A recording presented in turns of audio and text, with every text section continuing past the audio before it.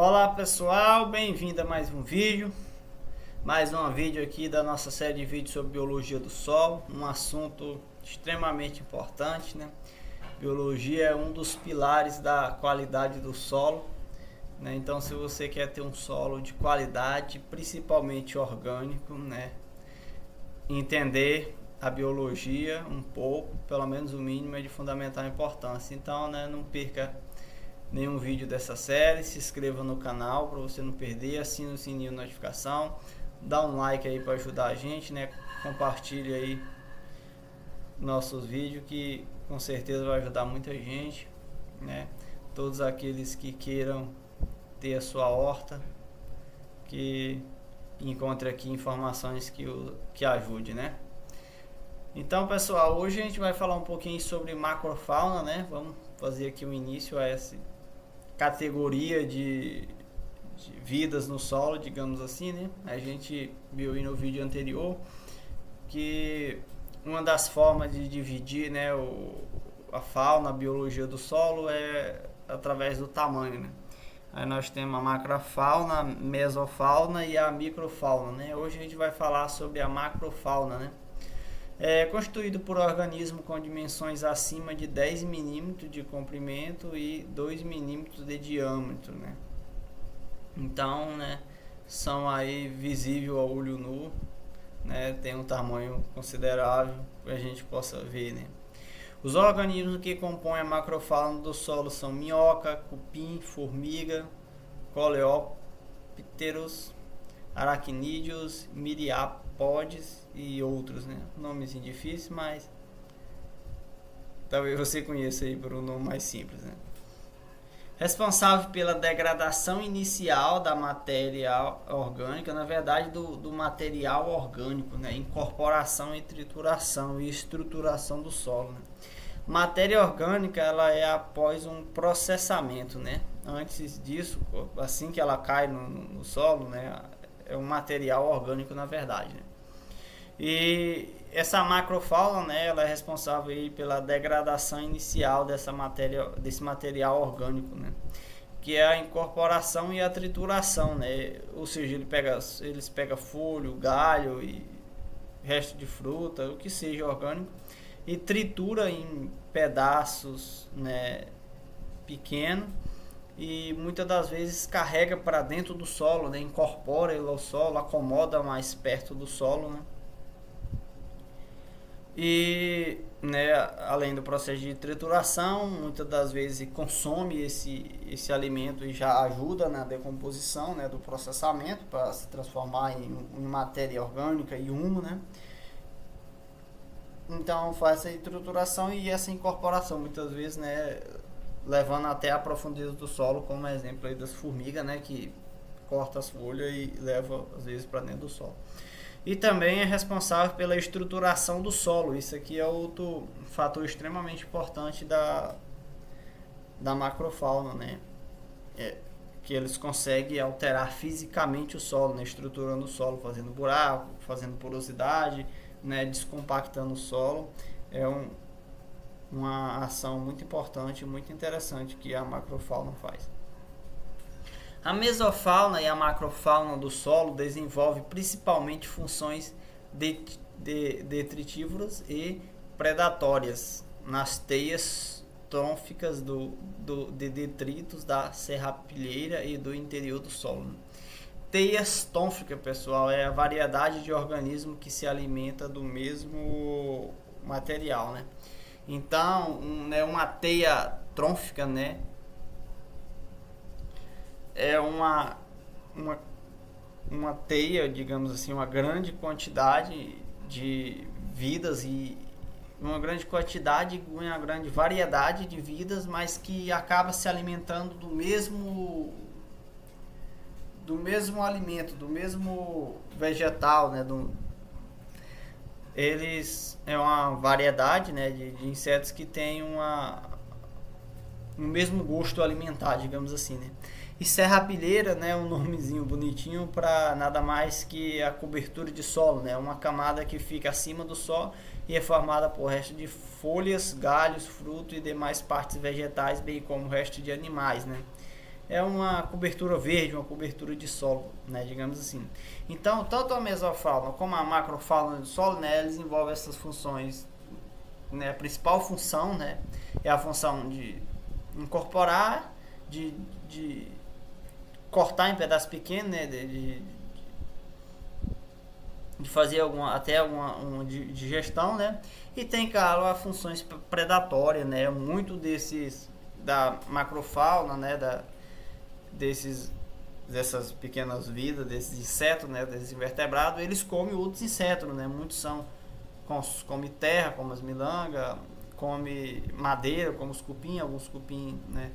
Os cupim normalmente comem madeira, como raiz, mas eles muitas das vezes também comem outros insetos, né? As formigas às vezes comem outros insetos, então acaba ajudando no equilíbrio biológico, né? Acaba impedindo ali que ocorra crescimento demais de uma espécie e acaba se transformando ali numa praga, né? Então a macrofauna, né, e a mesofauna acaba ajudando para manter esse equilíbrio, né?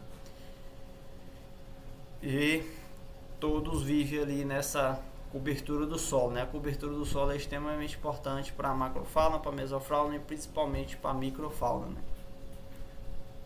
Essas funções ecológicas podem ser associadas a diversos processos, como a ciclagem de nutrientes, o revolvimento do solo, a incorporação de matéria orgânica e o controle biológico das pragas do solo, né?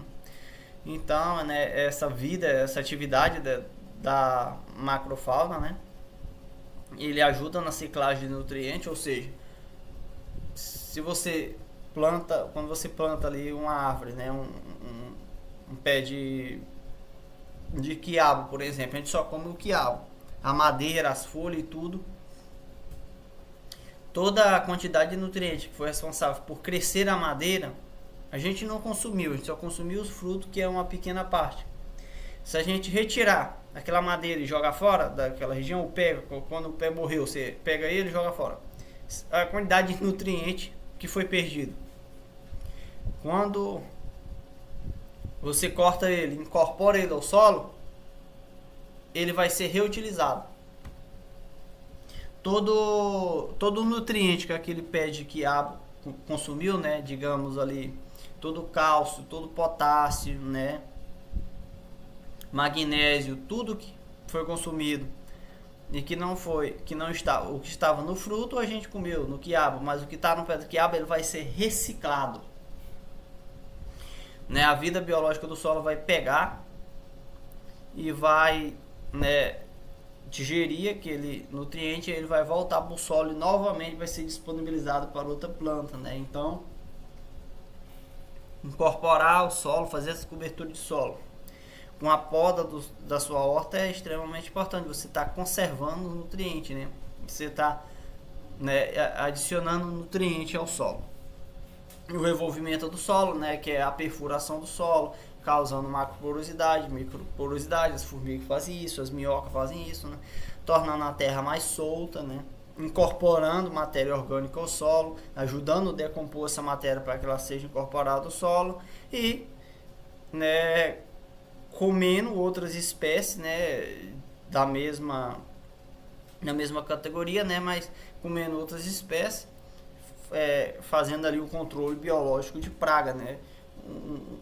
Muito desses da macrofauna, né, desses insetos são carnívoros e eles acabam comendo outros insetos e mantendo ali, né, o controle. São bom, mas tudo demais em excesso, né, acaba virando praga, né? Dentre a macrofauna, os cupins, as formigas, as minhocas e os besouros se destacam, né, pois atuam não somente como detritivos, quebrando material vegetal em frações menores e facilitando a ação decompositora dos micro-organismos, mas também agem na formação e estrutura do solo, construindo um grupo funcional chamado de engenheiros do solo. Realmente engenheiros do solo, poxa, né, o serviço de um arado, por exemplo, que tem danos colaterais, eles, né, fazem esse serviço sem nenhum dano colateral, só ajudando ao solo, né? E também, né, a questão da decomposição e processamento do material orgânico para humus e para virar matéria orgânica mesmo, tem uma grande ajuda das bactérias, né, e fungos que já são da microfauna, né? Mas para que esteja num estado que facilita a ação de bactérias e de fungos da microfauna para processar esse material e virar humus, é preciso antes de um processamento, né, de ser digerido, de ser processado, cortado em pequenos pedaços pela macrofauna, né? Então a macrofauna faz o primeiro processo, né? Ele faz o primeiro estágio ali da digestão, o de cortar em pedaços pequenos, né? E de agrupar melhor sobre a superfície do solo. Se você joga um monte de folha, um monte de garrancho, ele vai se agrupar. No momento que eles são cortados em pedaços pequenos, ele fica mais uniforme sobre o solo e ele facilita o seu apodrecimento, né? E nesse processo de apodrecimento ali, né, tem as bactérias que vai ajudar a transformar, né, todo esse vegetal, essa matéria orgânica em humus, né? E a macrofauna faz o primeiro processo para a microfauna terminar o processo. Aqui a gente tem alguns exemplos, né, cupim, formiga, minhoca, besouro, tatuzinho, né, muito presente aí num solo, né, de qualidade, né, um solo de qualidade, com certeza você vai encontrar todos esses elementos aqui, ou a grande maioria deles, né? E para a gente encontrar esses seres vivos aqui, né, essa macrofauna, né, esses insetos no solo, tem que, principalmente, o fator fundamental é cobertura de solo, né? A gente viu na questão de agrofloresta sobre a cobertura de solo, né? A gente incorporar matéria orgânica ao solo, podar nossa horta e cobrir o solo. E esse é um ponto essencial para ter essa biologia do solo. Sem matéria orgânica não tem vida no solo, não tem biologia no solo. Esses insetos não têm o que comer, não sobrevive à temperatura escaldante, né, do sol, aquecendo o solo, né? Precisa dessa matéria orgânica para servir de alimento e para servir de abrigo e proteção. Precisa de umidade, né? Então a irrigação por aspersão é um exemplo que ela, né, vai molhar uniformemente a terra, diferente de uma irrigação por gotejamento, por exemplo. O gotejamento só vai molhar ali o pé da planta. No pé da planta vai ter atividade biológica, mas fora daquilo ali não vai ter água suficiente, né? Uma irrigação por aspersão, ela vai consumir mais água, mas vai molhar toda a sua horta e vai favorecer muito mais a biologia do solo. Um outro fator importante é não bater nenhum tipo de veneno, nenhum tipo de pesticida, nenhum tipo de defensivo agrícola. Qualquer coisa química, né, vai matar essa biologia do solo. Eles são muito sensíveis, muitos, né, são sensíveis. Então, qualquer coisa química vai ter um estrago, né, gigantesco no seu solo. E outra coisa também é não colocar fogo, eles não vão resistir à temperatura.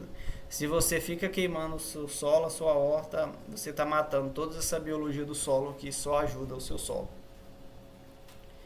Então, pessoal, por hoje é isso. Essa é, né, passar aqui uma visão geral aqui sobre essa macrofauna do solo, né? Essa vida desses insetos aí, né, de tamanhozinho um pouco maior, que pertence à classe aí da macrofauna, né? Que é de fundamental importância aí para a qualidade do nosso solo, né? Esses pequenos engenheiros que tá sempre revolvendo nosso solo, melhorando ele, perfurando, tornando mais fofo, facilitando a entrada de água, né? A absorção de água, destruindo o material orgânico para se transformar em alimento, para melhorar a CTC do solo, para melhorar a absorção de água pelo solo e muito mais função, né? Além de ajudar aí no controle de pragas.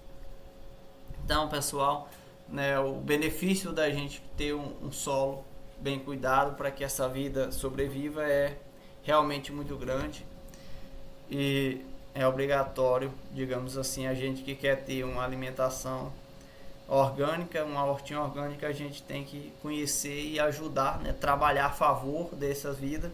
E assim a gente ser um podador da natureza, onde a gente ajuda a natureza, a gente interfere para ajudar e não um destruidor da natureza. onde a gente interfere para destruir. Pessoal, qualquer dúvida deixa nos comentários, eu vou estar respondendo, né? Faço o melhor que eu puder para que todos possam aprender. Então, qualquer dúvida deixa nos comentários, qualquer sugestão deixa no comentário, né? Que vai ajudar a todos. Muito obrigado por assistir aqui e até o próximo vídeo.